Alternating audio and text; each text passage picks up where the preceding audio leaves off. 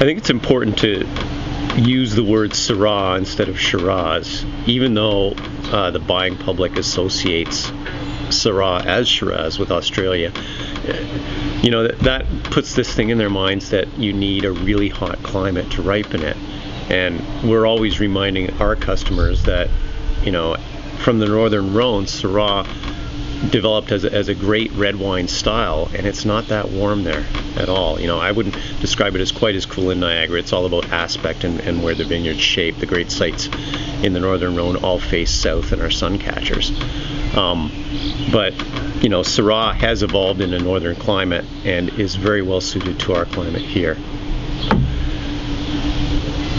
In terms of the style that we make in Niagara, you know, the two international archetypes would be probably the Northern Rhone, you know, appellations, the great appellations of Hermitage and Côte-Rôtie, but also lesser places like Saint-Joseph and Crozes-Hermitage. And then go down to Australia, and, you know, we can all go into vintages and buy a $20 bottle of Australian Shiraz. It would probably be a wonderful drink because they've taken ownership of it. But that's a much bigger, riper, black fruit driven style relative to the Northern Rhone, which will usually have some acidity in play, usually have some pepper, spice, and things that are not coming out of the fruit bowl, things like meatiness and gaminess, and, you know, and I mentioned the spice as well. So where does Niagara fit in all that?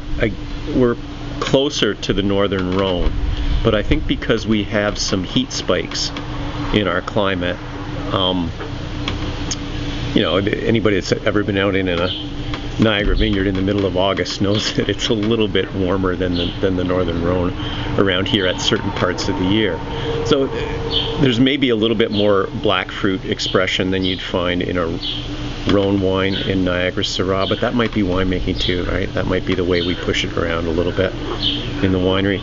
Overall, I think what you can expect is a style with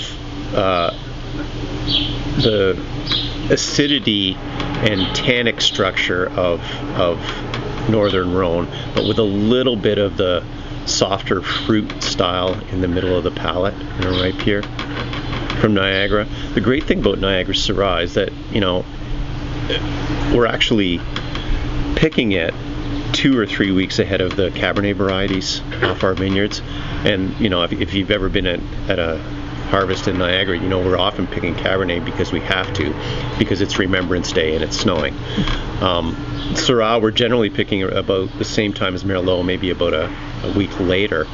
And even in the coolest years, it's not green or herbaceous.